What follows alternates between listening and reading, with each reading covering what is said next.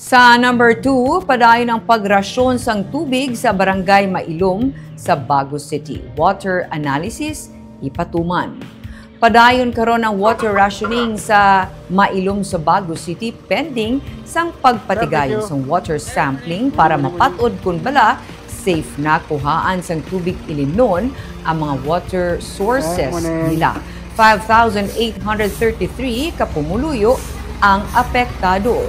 Sunod kay Dr. Mary Jean Ortizo, ang panguno sa Bago Disaster Risk Reduction Management Office, 12 ka mga purok sa Mailom ang ila generasyonan sa tubig sang maapektuhan ang water sources nila tugas ang ashfall sang maglupok ang bulkan kanlaon sa nagligad nga Biyernes.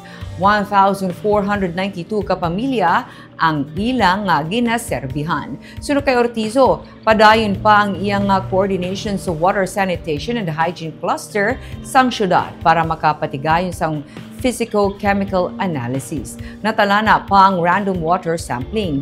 Hindi nila luyag nga mabutang sa alang-alang ang ikaayong lawas sang mga pumuluyo. Ang ilang pag-deliver sang tubig nagadepende sa request na mismo sang punong barangay. Sa nagligad nga inadlaw, may 20,000 liters na sang tubig ang ilang na-deliver kag natalana naman ang pag-deliver sang 10,000 liters sa buwas Webes nga adlaw. Sa pihak nga bahin, na-wash off na ang abo nga nagtupa sa nagkalain-lain nga mga lugar sang Bago suno kay Ortizo, dalaman sang pag-ulan sa pila na kaadlaw.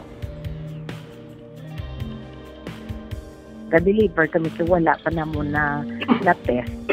Ina-ensure man namon ang safety sa mga tao, especially kung may mga vulnerable bala kay sa dalom pa na namon ginakuha ang water na ginadala sa babaw. Tungod na sang ashfall, Dok, no? Yes.